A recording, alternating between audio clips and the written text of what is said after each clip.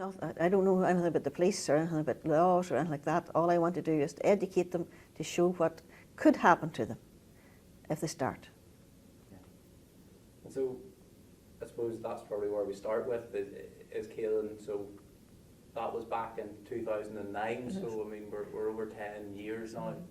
Well, Kealan actually took the drugs in 2007, in October 2007, and he died in February 2009.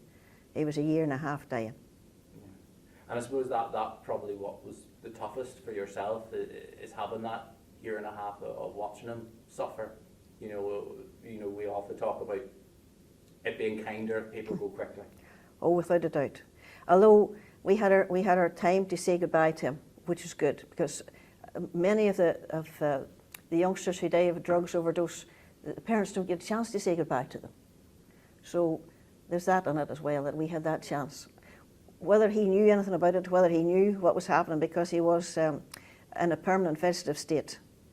But we think that he probably heard something that was going on around him. We don't know.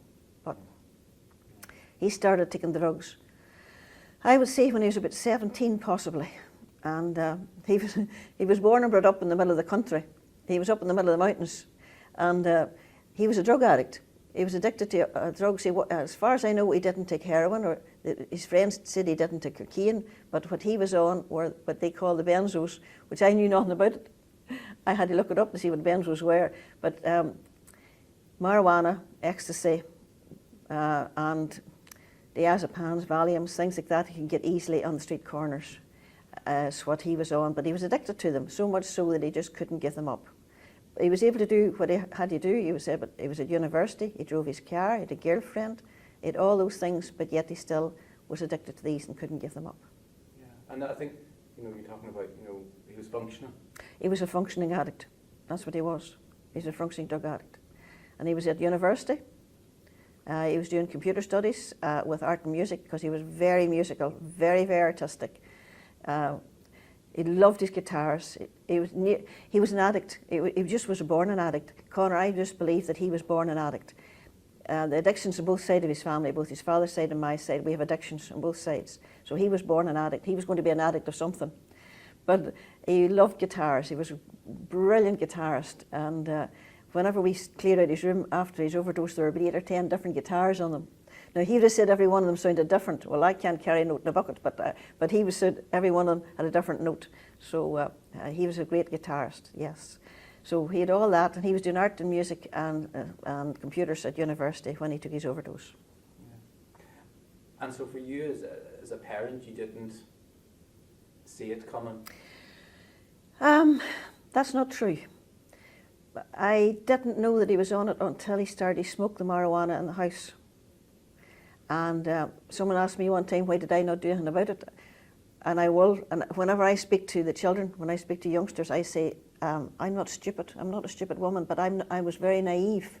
I didn't realise what was going to happen. I didn't realise the strength of his addiction, his addictiveness.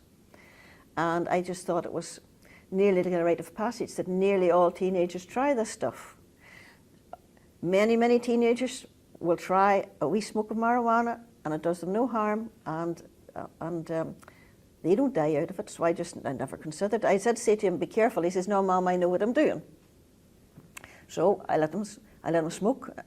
He and his friends smoked openly in my house, and I admit to that, because I'm not the best mother in the world, but that was all I knew at the time. And then he came in from Limavady one night. His father lived in Limavady, and Kealan stayed there in his father's house occasionally, and he also had a wee part-time job in Lidl in Limavady. So he came in one night very late, and he sat at the edge of my bed and he cried very sore, because he and his friend had been caught buying ecstasy from a man in Limavady streets, and they had to go to court. Now this was way back in 2007. So the courts were very lenient, and they told him to go home and be good. They didn't do anything for it. They didn't give him a drugs possession record or anything like that. And he said he'd be good. And then he and his girlfriend went after this to Portugal for a couple of weeks, and he said that that was him clean when he came back, and I MOT'd his car for him. And he said it was going to be a brand new life, but it was only within weeks It was only weeks. I don't think it was even a month. And I knew he was back on them. I knew he was, for he was, I just knew by his behaviour. And I said to him, I denied it, and he says, no, Mum, I'm not taking. And then very shortly after that, his girlfriend, who he was going with for 5.5 years, she found out that he was taking drugs, and she gave him an ultimatum. She either said, the drugs are me, you can't have both, give one of us up, and he gave her up. And he was very depressed. I asked him why. He says, Mum, I can't give them up, and I don't want to give them up. So he was very sad. I don't think he was suicidal, but he certainly was very sad, very depressed. And then a week after he told me that, he came in. It was a Saturday night, and he came in about 11:30, and he looked dreadful. I hadn't seen him all week because he was at university, as far as I knew. He was working a Lidl that day, and he had been staying with his father all through the week. And I says, Kealan, you look dreadful. He says, no, Mum, I'm all right, I'm just tired. And he went into his room and closed the door. And those were the last words my son ever spoke to me. He says, no, Mum, I'm all right, I'm just tired. And the next day, I looked into his room and he was lying sleeping. And he had done this before. He had slept for a full day before after a feed of drink or drugs or a mixture of whatever. So I was content enough that he was home and he was safe.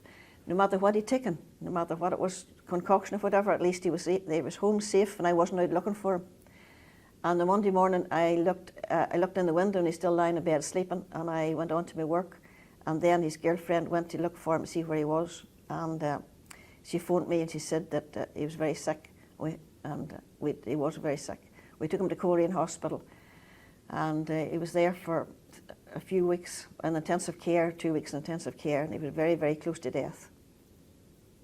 But he didn't die. And then we took him up to the brain injury unit up in Musgrave in Belfast, and he was 6 months up there, and he was, they call a permanent vegetative state. He was in a permanent vegetative state. He couldn't see. They told me he couldn't see. His brain was so badly mangled that he couldn't process sound, so he didn't know what the sounds were. They cut a hole in his throat at this stage so he could breathe on his own. He was quadriplegic. He was double incontinent. And there was no reaction to the world at all. There was nothing. And he was just like that for 6 months up there.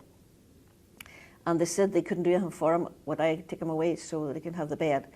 And I asked if we can get them home. They said no, because they needed somebody with a hoist in the house to lift him to change his nappy and change the bed. And I didn't have that.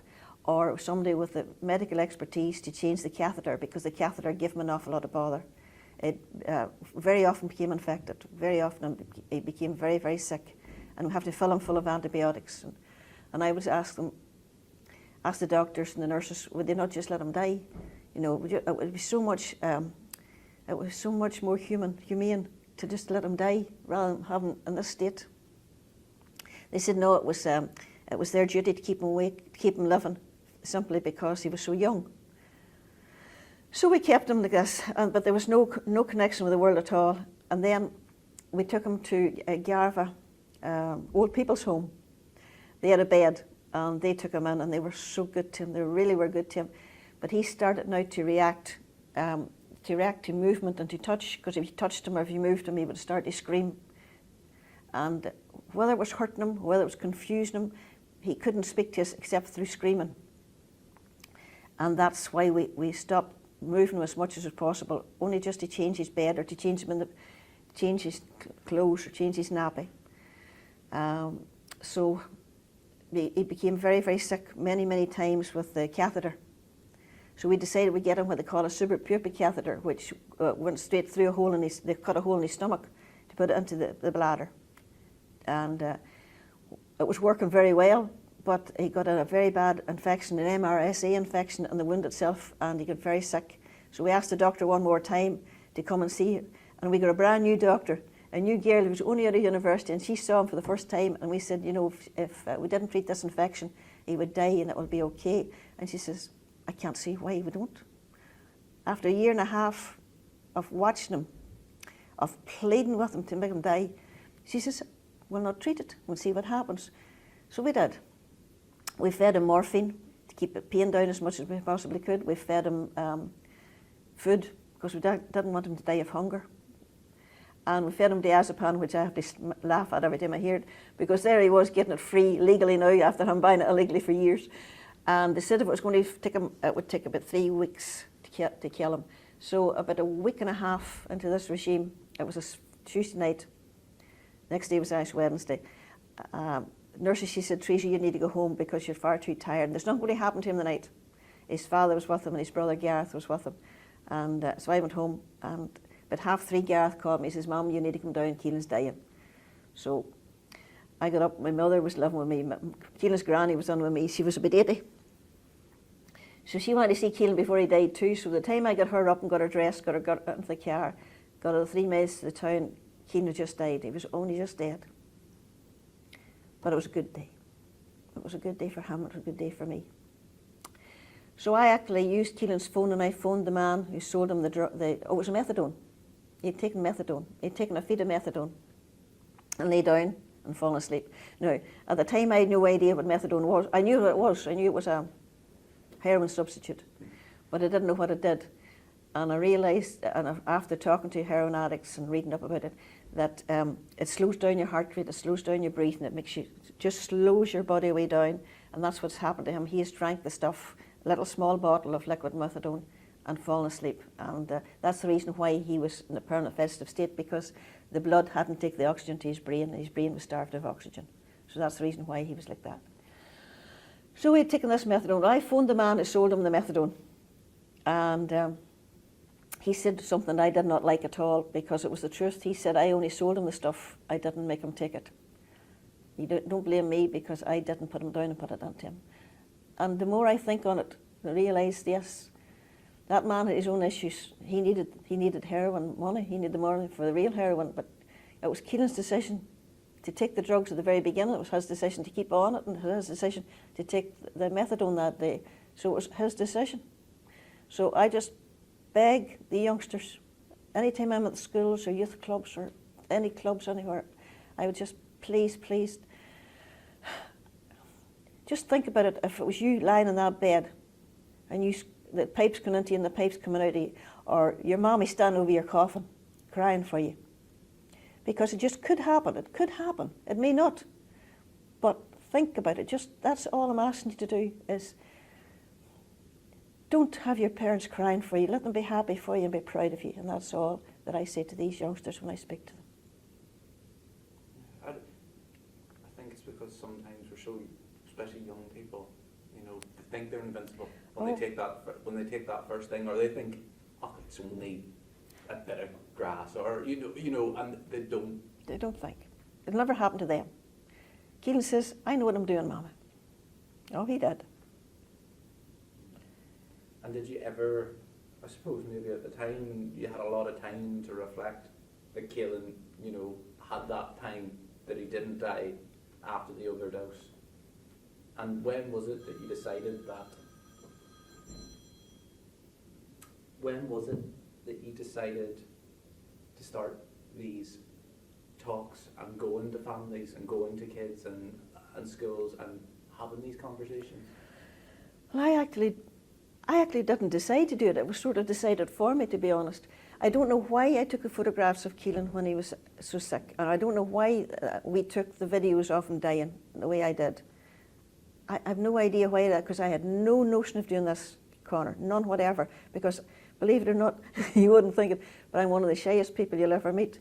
And I used to hide in the toilets rather than speak to anybody at school, so how I do this, I have no idea, but I do. And it was sort of decided for me. One of the schools that I worked in, I was a primary school teacher, the principal said if I would just talk to the Gaelic club that they were connected with, that would be useful. So I said, okay, I've never done it before, but I'll go. So, and then it just spiraled on from then. And the PCSP have been very, very good, and so many people have taken on Kealan's cause and have helped me to pass on the message of Kealan's life. And also, I suppose, in the last 10 years, we were talking briefly beforehand that there's even more drugs, and you probably think even more terrified if Kealan had been growing up now. It's terrible. But of course there was always drugs. There always was drugs. And even Kealan's time, out in the middle of the country, there were still drugs to be got. But now there's so many new things coming up, and you just don't know what's in any of them. The spice is so scary, so scary. I would really be so afraid of all the youngsters now taking on this vaping of this spice, for they don't know what's in it, or any of these things that they're taking, any of these sweets that they get. It could be anything in them, and they could be just dead within minutes, and they just don't know it. Oh, it's so scary. All we can do, Connor, all us mothers and parents can do, is try and educate the children. Just try and teach them. I know myself, teenagers they know everything. It's far more than we'll ever know. But we're just trying to educate them as best they can, and trying to save as many as we possibly can.